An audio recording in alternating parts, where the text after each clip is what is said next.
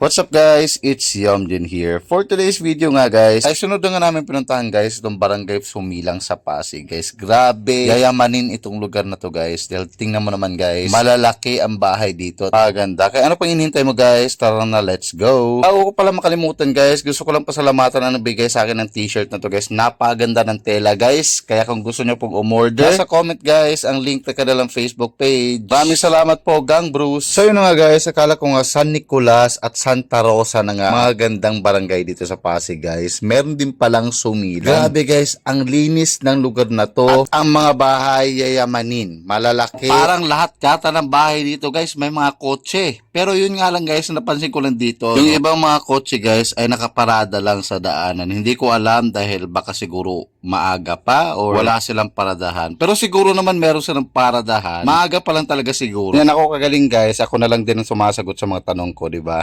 Pero grabe guys, nakakatuwa talaga guys habang naglalakad ako dito. Naramdam ko nga guys sa mga nakatira dito, alam mo yung mga professionals, mga doktor, attorney, teacher, mga ganun guys, lawyer, attorney, pareho lang yun ah. Kumusta yun na yun guys? Tingin ko nga guys sa mga estudyante dito, hindi sa public school pumapasok. Private school ang pinapasukan guys kasi ang lalaki ng mga bahay guys. Gusto ko nga sana magtanong guys kung may mga papuhan dito guys, pero wala naman ako nakikita mga katambay dyan sa labas o kahit makasalubong man lang. Ganyan sila kabibisi guys kasi yung mga professional. Sana all. Hindi ko mahanap guys kung saan dito banda yung kanilang barangay hall para man mabidyohan man lang, pero hindi ko mahanap. Baka nadaanan ko na hindi ko lang napansin. Masyado kasi yung busy sa mga sightings dito. Gaganda talaga ng mga bahay dito guys. Wala din ako nakitang school dito guys sa Sumilang. Siyempre guys, sa unahan lang naman dito is maraming mga school dito. Andyan yung PCC, Pasig Catholic College o kaya Pasig Elementary School. O kaya Immaculate Conception School guys or Immaculada, di ba? Sa tapat ng Pasig City Hall. So kitang-kita mo talagang kaibahan ng lugar na to guys sa ibang mga lugar sa Pasig. Kasi yung iba kasi kagaya ng, ayoko na lang pangalanan, ando dumi, di ba? Pagpasok mo ng Diyos ko, nilalangaw na.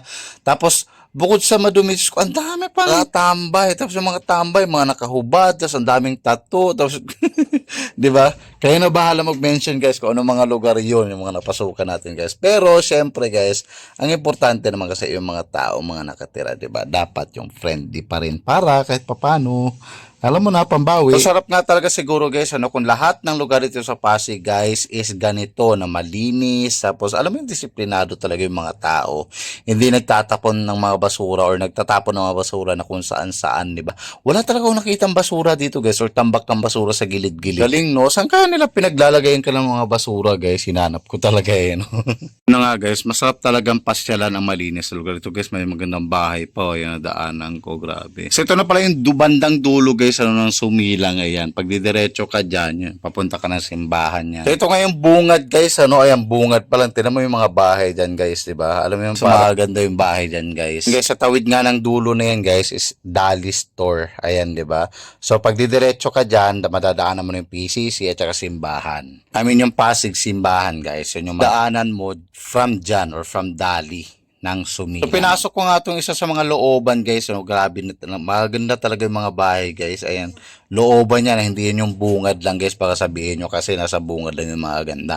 Hindi, yun yung looban guys. Tingnan mo naman ang mga bahay. O, yung mga kotse, di ba? Masdan yung mabuti guys. Ayan, yung isa sa mga looban guys na pinasok ko. Dahil pauwi na ako ng time na yan.